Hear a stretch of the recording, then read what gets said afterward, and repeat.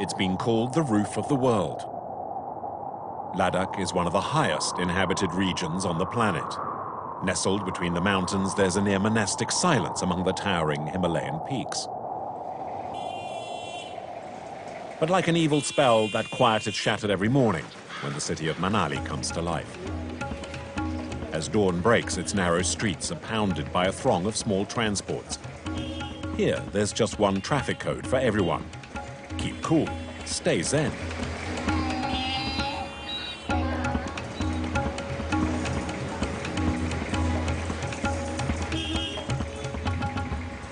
On the outskirts of town, two men and an ancient truck prepare to get to grips with the highest road, or more accurately, track in the world.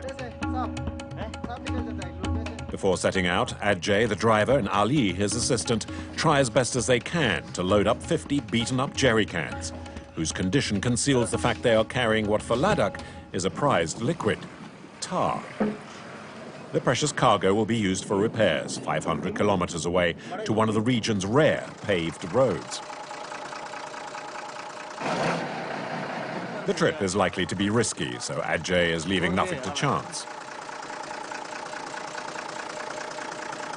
The road is very steep, and there's not much oxygen, and if it overheats, it can break the engine.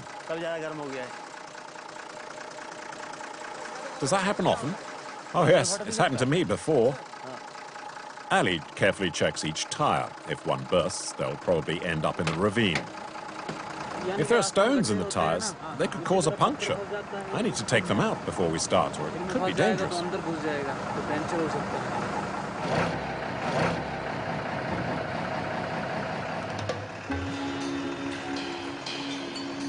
Adjay and his mechanic are not traveling that far, but it's the road, not the distance, that provides the challenge.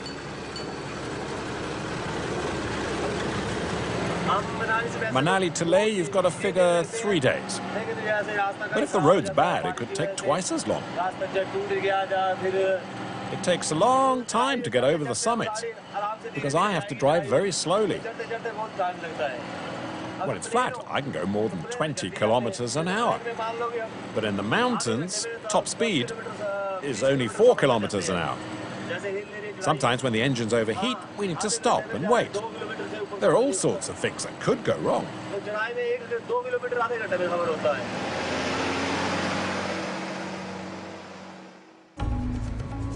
The road can only be used for 3 months a year. The rest of the time it's buried under snow, which in some places can be as deep as a 6-story building.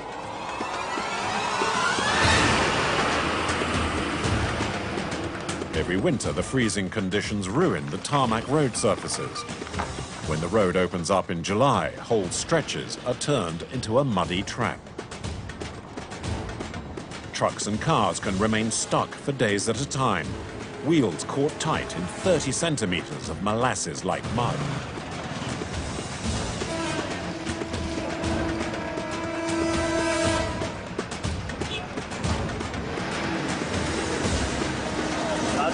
If the road is narrow and gets waterlogged, it can fall apart, and the truck can slide, and that's very dangerous.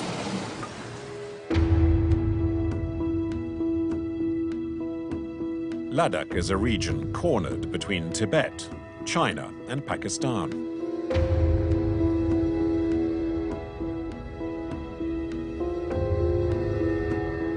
The Manali-Leh highway is hardly ever repaired, and for any driver to attempt the almost 500-kilometer journey, it takes a lot more than courage, as the road wends through some of the highest peaks in the world.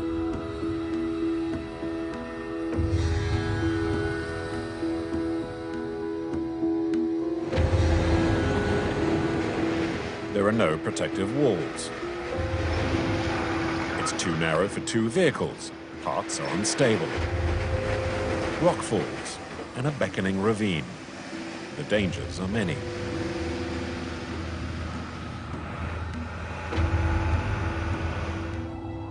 The Changpa are nomads who live on the high, arid mountain plateaus. They're constantly on the move, seeking pastures for their herds of goats and yaks. The Changpa seem destined to disappear. The youngsters are no longer interested in having the same life as their parents. Life is very hard here. It's so cold. In winter, the temperature can drop to -30. Before, there were 70 families. Now there are just 15. The path to wisdom is often long and tricky, as Tenzin, a monk, knows all too well.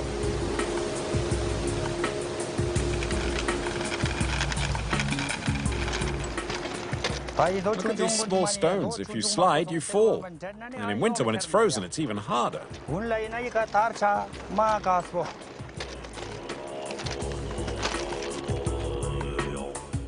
Tenzin is a monk who walks everywhere. His own monastery is some 3,000 kilometers away. His endurance will be tested to the full.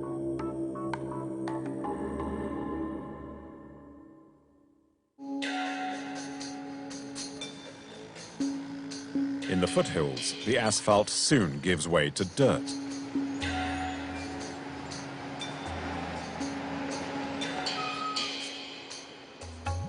The road narrows. Adjay and Ali, his co-pilot, take on the first interminable climb. 50 kilometers of sharp bends on the edge of a ravine. When the road's so narrow and there's a vehicle coming in the other direction, what do? Well, sometimes we have to go on. Sometimes we back up. There's a system we follow, but it just depends where it is.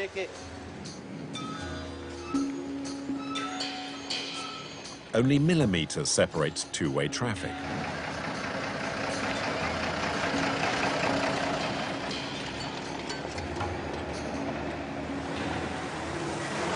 Go on, it's okay. Without Ali, his assistant, Adjay would have ended up in the bottom of the gorge on more than one occasion.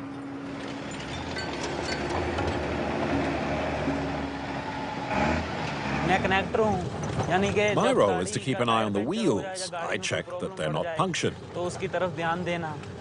And that when we overtake, we stay on the road. There's the mountain too. You need to be really careful on the turns. The driver can't always see if there's a vehicle coming, so it's my job to warn him. And then I check to see if the road's solid. Otherwise, we might crash.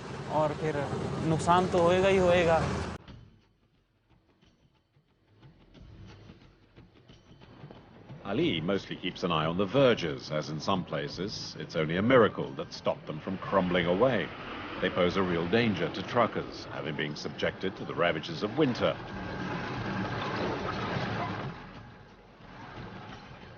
And temperatures of -40 destroy both the road and the paved surface.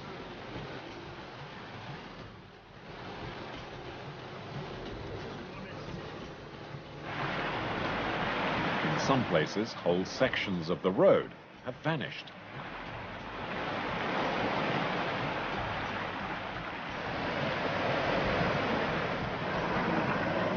The winter weather has also caused damage elsewhere.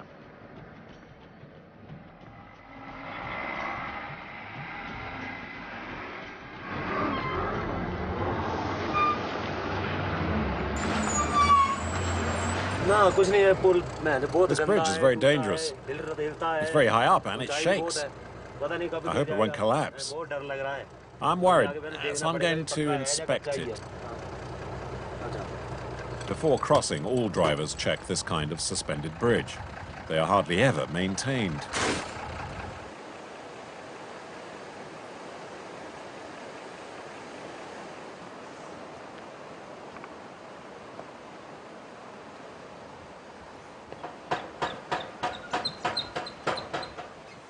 The suspension bridge can take up to 9 tons, and my truck has 9 tons of cargo on board, so I'll need to cross very slowly. See, the boards are broken. Getting the wheel stuck in between would be really bad. But your truck's overloaded. You sure you want to cross? I think I can make it. I am overloaded, but I think the bridge will hold. I'll cross slowly.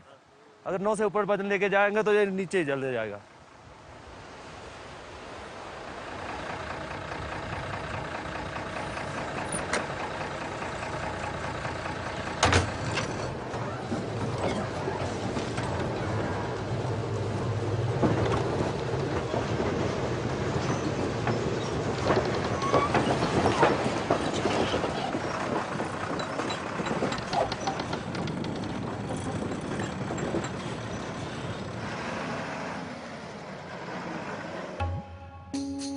Unlike the rest of India, the region of Ladakh has no monsoon season, and it hardly ever rains, so the region is arid with scarce vegetation. Without the roots of plants to keep the earth in place, the mountains continually crumble onto the road. To avoid disaster, the flanks have to be constantly bolstered.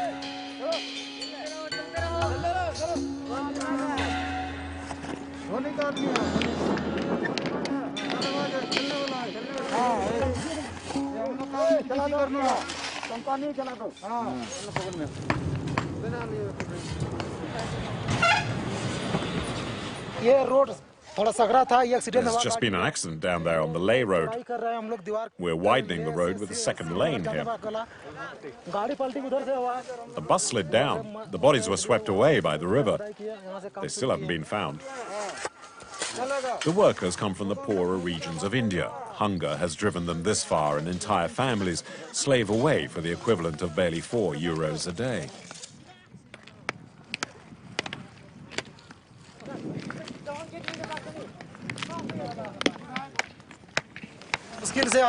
We're from Jharkhand, and we're here to work and make some money.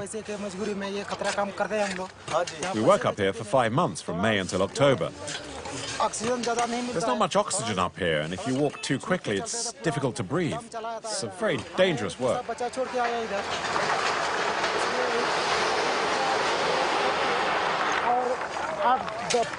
2 weeks ago, a worker was killed when a truck was unloading rocks.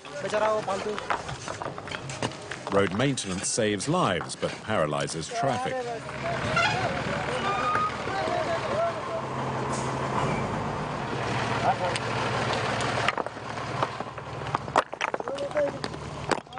Stuck in the traffic jam, Adjay has lost a lot of time. He'll need to make up by driving faster, otherwise his employer will fine him for being late. To make up for lost time, he'll have to take some calculated risks.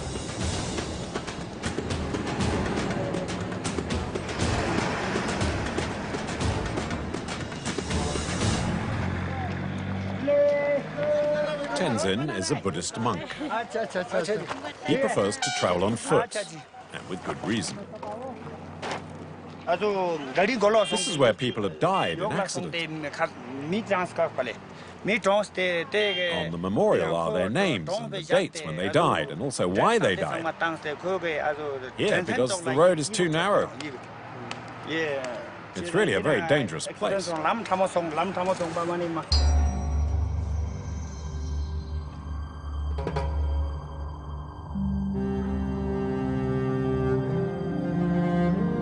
After a short holiday with his family, Tenzin is heading back to his monastery, 3,000 kilometers away in the south of India. It's an epic journey that he'll make mostly on foot.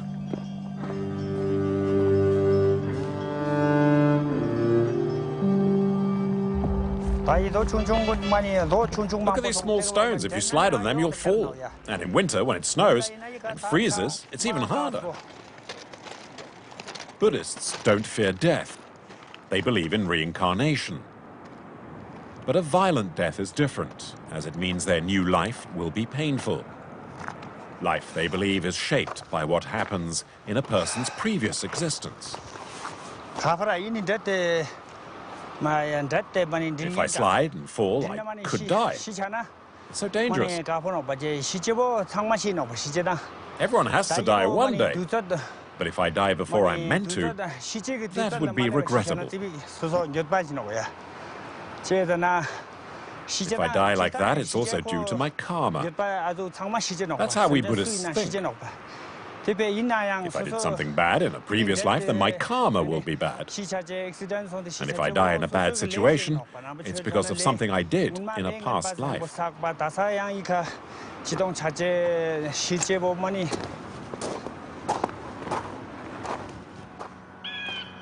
There are few villages in Ladakh. Barely 300 are dotted around a region twice the size of Switzerland.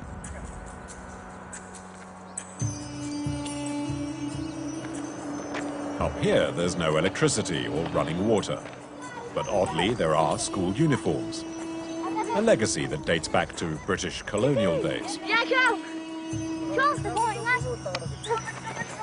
There is little by way of entertainment in the mountains, so when a stranger, and a monk at that, passes through, all doors are open to him. Tenzin is being hosted by one of the village's most important persons.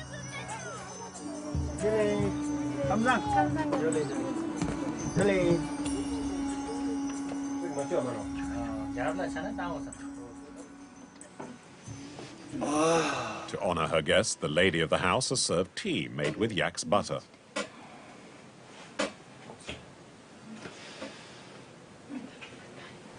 What do you do for a living? I'm a teacher. Up here? Yes, just over there. That's good.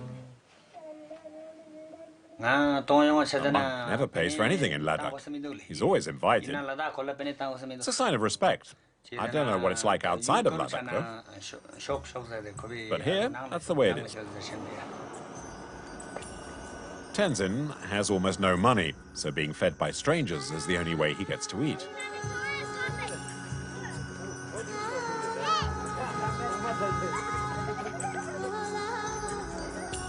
After resting, the monk heads off again, heading for a small temple in Lingshet, which he wants to reach before nightfall. How old are you? Oh, about 100 maybe? Which way is Lingshet? It's over there. Up there.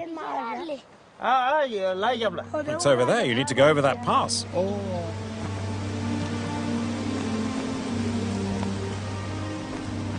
After walking for hours, Tenzin finally makes it to the summit.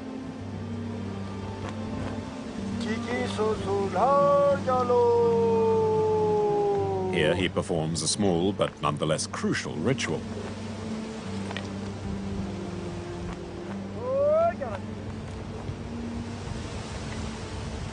This heap of stones is known as a lato. Inside, there's a spirit that protects us.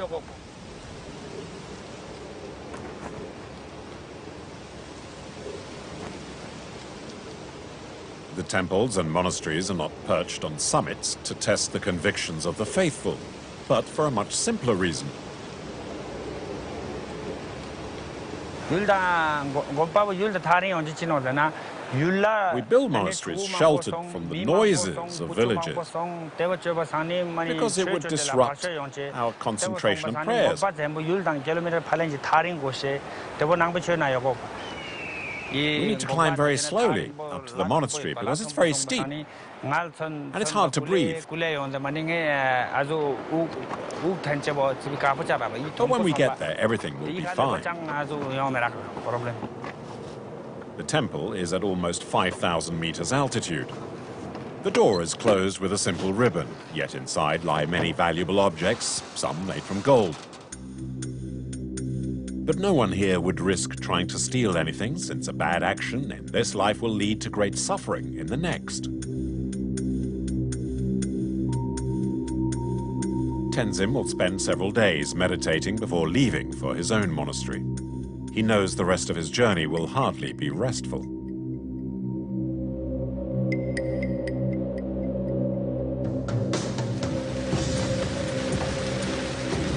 Adjay has been driving through torrential rain for several hours.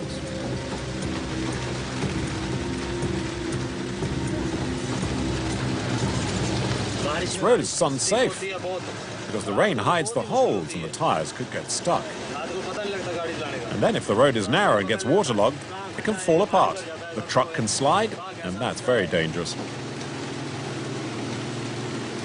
The route gradually turns into a muddy track. Despite his familiarity with the road he's been taking at least once a week for 6 years, Adjay is on edge.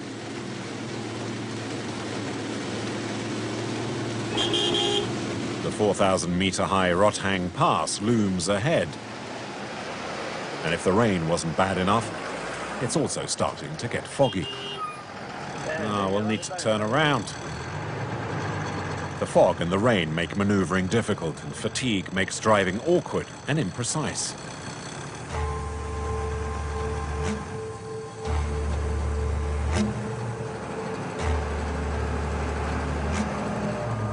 The ravine is always close by.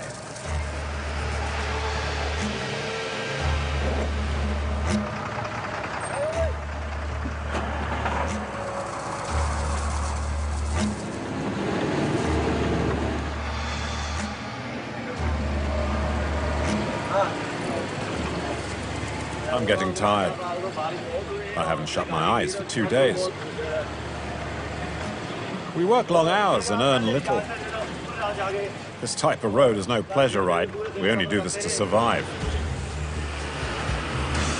Every day they risk their lives for a miserable salary.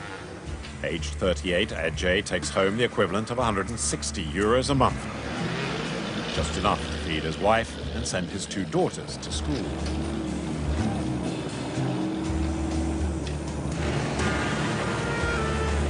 It's another 8 kilometers to the summit, and it will take several more hours.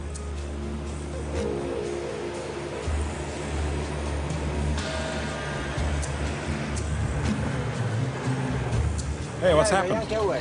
I don't know. I'm afraid it might be a huge traffic jam. Come on, get out and see what's going on. A short distance further up, and it's a depressing scene. Dozens of vehicles are stuck, caught in the mud.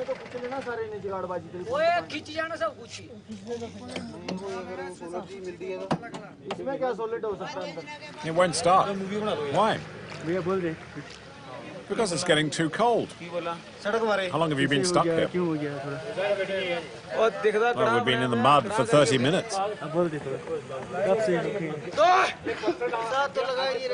Yeah, you won't do it this way.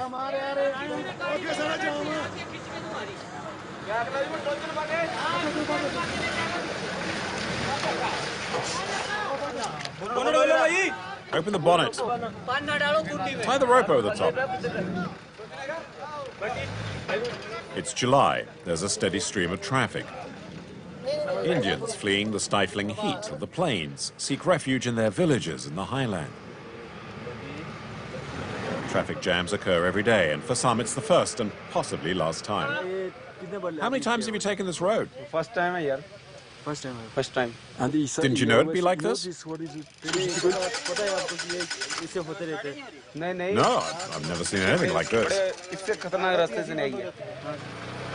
Sometimes it takes several days to get the vehicles out of the mud.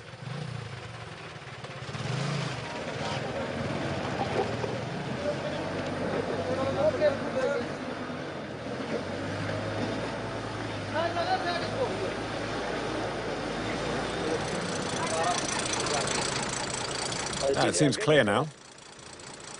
How many more kilometers is it like this? Another 3 or 4 kilometers like this. It's more dangerous for the smaller vehicles. What about my truck? Yeah, you'll be okay. Or maybe not, as when it's time to leave,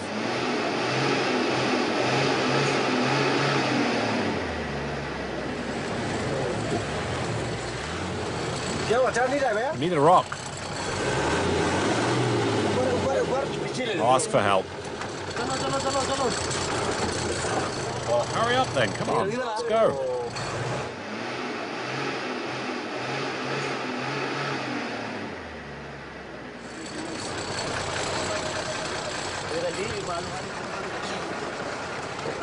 Okay, go on, go ahead. After a 5-hour delay, Adjay and Ali finally leave the mud. They were lucky. The last time, they were stuck for 8 hours.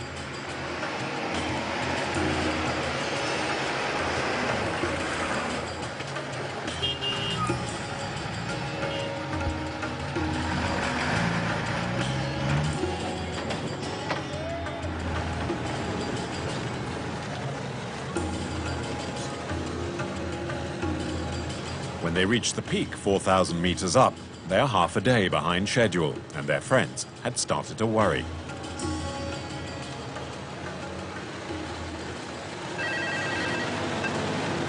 Hello.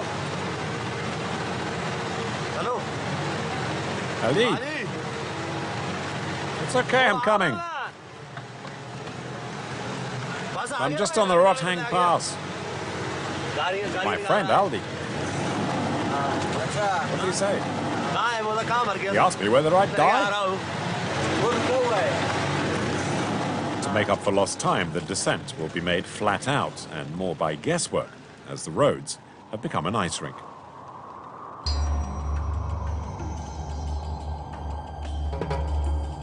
Deserts are not necessarily in hot, arid climates. The lack of oxygen and what little rain does fall have made the mountains in Ladakh a high-altitude desert. Like in the Sahara, vegetation is rare, but some nomads have made this territory their own. The Changpas live in extreme condition, raising their yaks and their sheep, and their most precious animal, the Shangra goat. It produces one of the finest wools in the world, known as pashmina. The nomads call it golden fibers. It's a wealth that has made them live in these high mountain ranges for generations. The greater the altitude, the more high-quality wool the goat produces.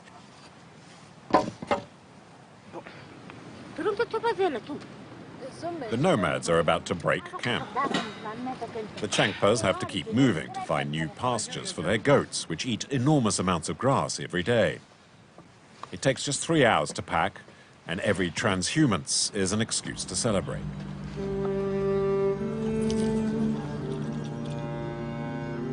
Hurry up, we need to leave. There, I'm ready.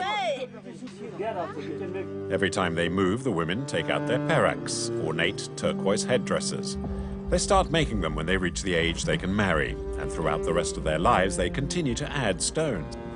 They're considered to not only afford divine protection, but are also seen as an indication of wealth. The more turquoise, the more prosperous and powerful the family.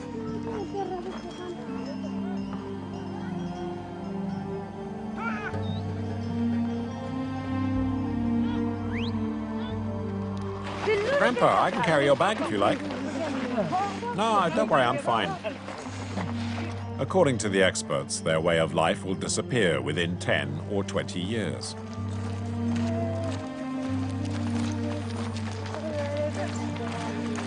Many of the younger generation head off to the big cities as soon as they can to seek a more modern lifestyle.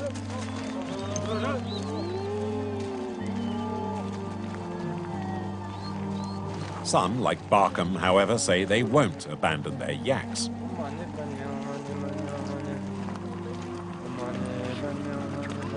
Life is very hard up here. It's cold in winter. It can reach minus 30 degrees.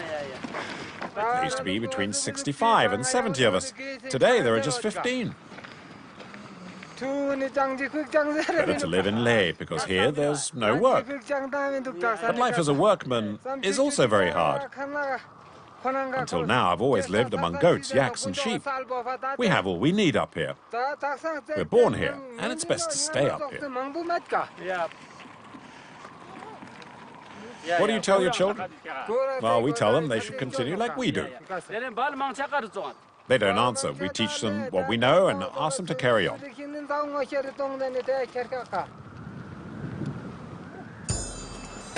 After walking for 6 hours, El Dorado is in sight. A small river bordered by a few strips of vegetation is enough to please both man and beast. They know this site well. They return each year to set up camp as the grass here, watered by the river, grows quickly.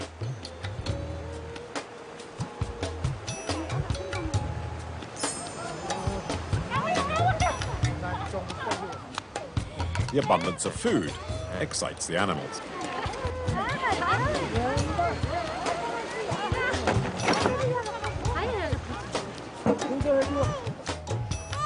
Everyone helps rebuild the camp. Dolma and her husband have gradually left the tribe and only come up in the summer to look after the few animals they've kept to make life a touch more comfortable. We sold our goats and almost all our sheep. Kept our yaks. During winter, we live in a small house in Leh. Do you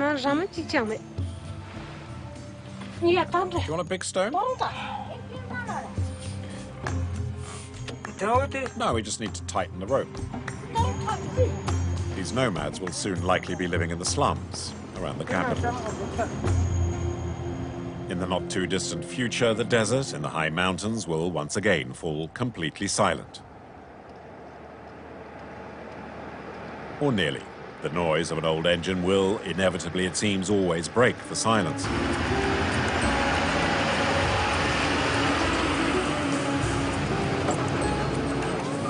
Adjay is trying to make up time on the Rotland Pass.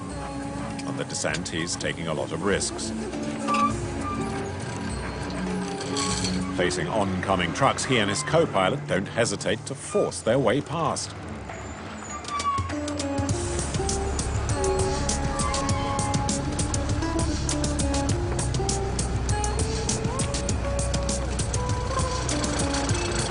Come on, you can keep going a bit further. Otherwise, we'll all be stuck. Brave, but not foolish. He reverses.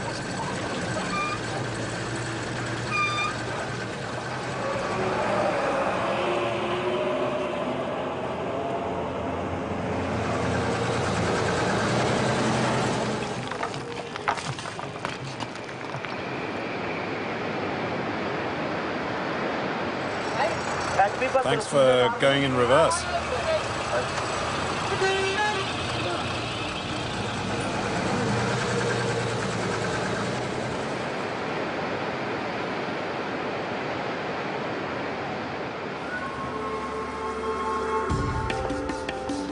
Adjay pushes on, but suddenly he's forced to stop. Look, it's my friend's truck. Ali? Yeah. His friend has been broken down on the side of the road for more than 2 days. Usually, amongst drivers, it's each man for himself, as delays cost too much money. But between friends, it's different. Give me the key. Which key? The 17 key in the bag there. Simple bolt is what caused the breakdown. It was that big, and it snapped in half. That part must fit together. The trucks are ancient and have been patched up many times. And the worn-down machinery never lasts long on roads like these, full of potholes. Careful not to break anything else. Since last night, I've lost 17 hours. This stop will cost me. It'll lose me about 150 euros. And how long does it take you to earn 150 euros? About 2 weeks. As a way of reward, some unnatural-looking colours. What is it? Kukuri, like chips. And how do they make that colour? Well, it's made in a factory. Nobody knows how they do it. Not real food. Adjay next has to tackle one of the highest passes in the world, the Taiglanla, altitude 5,000 meters. If the weather remains fine, there won't be any traffic jams, and Adjay might be able to make up for lost time. The Indus River flows through Ladakh. The river gave its name to the country, India. Here, bridges are rare, and the paths that lead to nirvana can be perilous.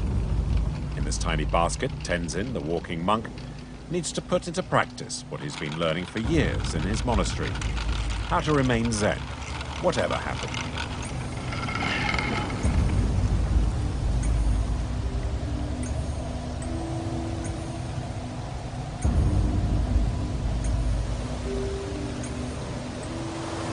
It will take 3/4 of an hour to cross the river.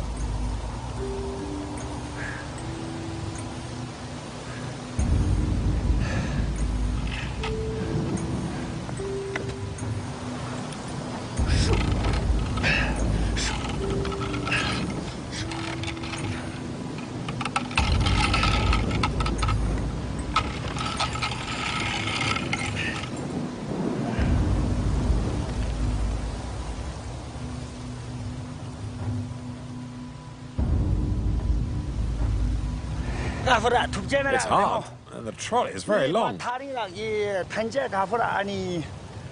the rope's not that good either. I'm so thirsty and very tired.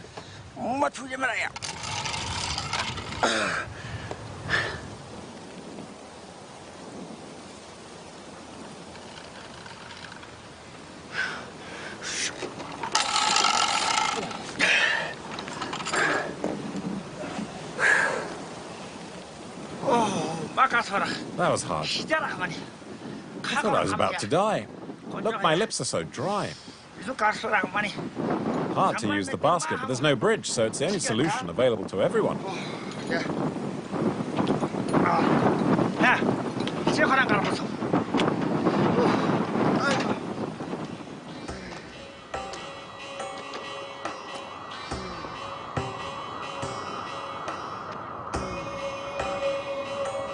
Leh is the capital of Ladakh.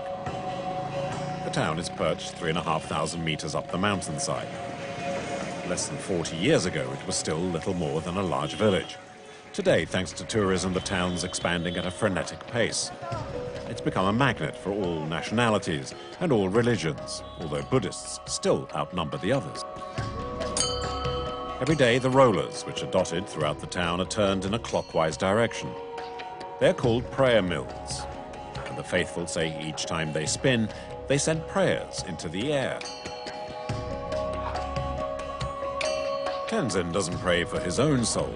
Instead, he prefers to put in a good word for humanity as a whole, in an effort to make man and the world better. Buddhists do not believe in a god. Tenzin regrets the rush for modernity, but doesn't reject it. In his opinion, the newfound wealth causes more harm than good. He believes a simpler life would allow more lives to be saved.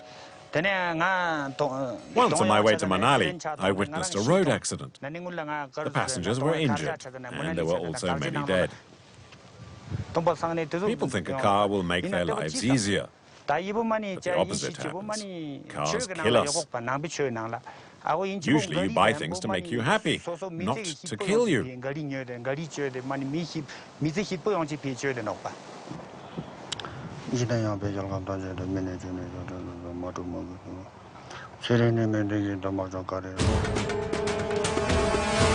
If he had a choice, Adjay would give up the dangers of being behind the wheel of a truck. He didn't choose to be a trucker, but it's the only job he knows. And besides, his license costs too much to give it up now. For once, the climb up to Taglanla is a smooth one. At an altitude of 5,360 meters, the pass is one of the highest in the world. Adjay takes a short break to acclimatize his body to the lack of oxygen.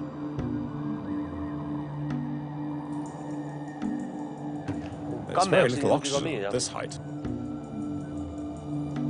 He gets out of breath very quickly. It causes headaches, sometimes even death.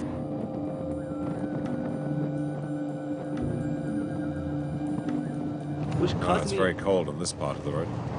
Let's go.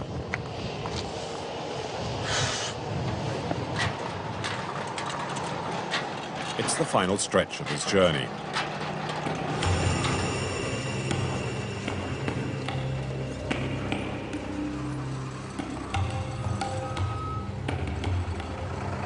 The last stop is meant to bring good luck before reaching Leh.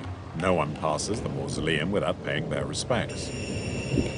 A few years earlier, a driver died a violent death, and according to the truckers, his spirit haunts this part of the road. To remain in his good books, the drivers leave offerings, such as cakes, but occasionally death demands more specific objects. Well, sometimes he asks for water, so we give it to him. Cigarettes, too.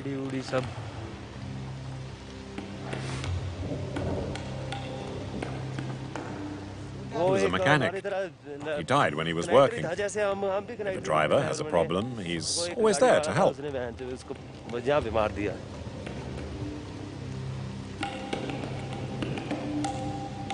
I used to be a mechanic too, and then I became a driver. And he also wanted to become a driver.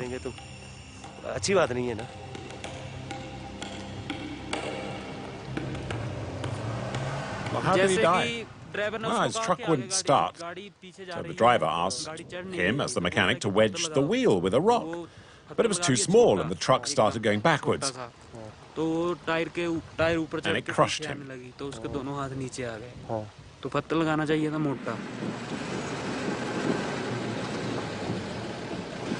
Ever since leaving Manali, Adjay has been driving under pressure, and fatigue is beginning to take its toll.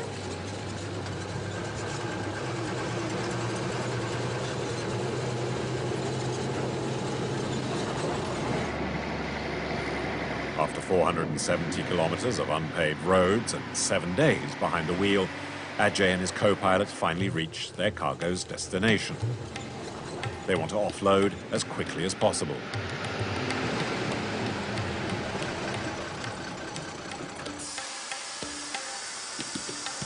Come on, we need to be quick. The 9 tons of tar are unloaded in no time at all. But the few minutes gained here aren't enough to stop the owner imposing a fine for taking 2 days longer than usual.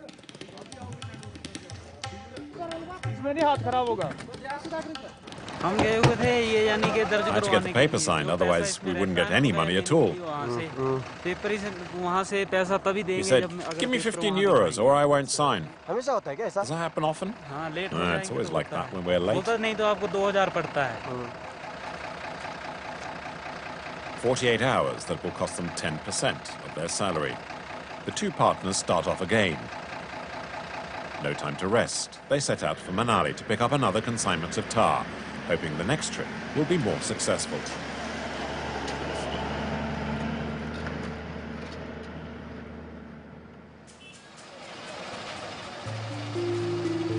For once, Tenzin, the walking monk, will take a bus. He has a good excuse. Is this place free? He doesn't want to miss the big religious festival at Hennis. It's due to start in a few hours, and he'd never make it if he went on foot. Why is it so crowded? Because there are only 2 buses a week that serve all the villages around here. Where are you going? I'm going to the festival in Hennis.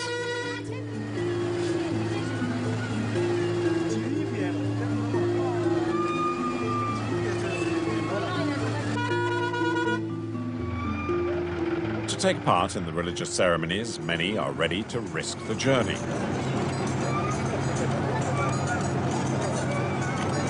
The bus is bursting with travelers, and even if he's a monk, no one is willing to give up their seat, and it's a 2-hour-long ride.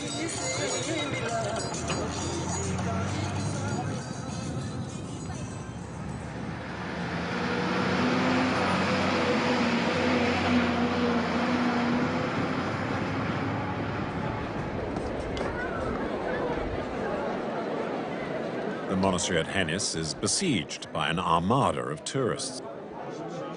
The festivities occur only once a year and attract large numbers of foreigners. Not every visitor respects the religious nature of the event. Many are ready to do anything for a great photo.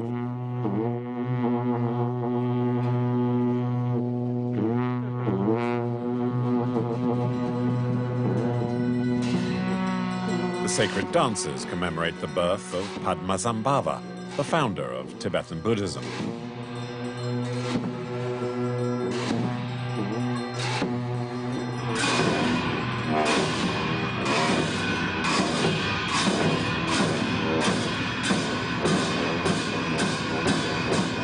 Not so very long ago, these dances had to be performed in secret inside the monasteries and were limited to a small group of people in the know.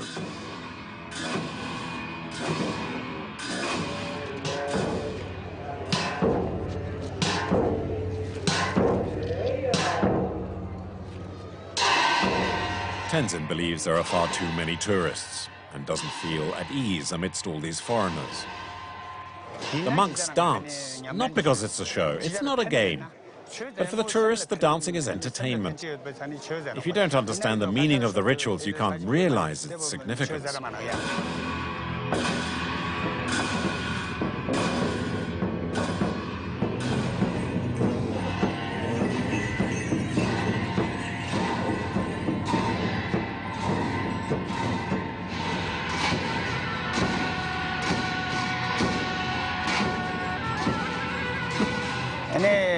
For several years now, travel agencies have been sponsoring the monasteries. A lot of seats are reserved for tourists, unfortunately, to the cost of locals and the monks themselves. It goes against Buddhism, and here everyone should be made welcome. It shouldn't just be those who can pay for it.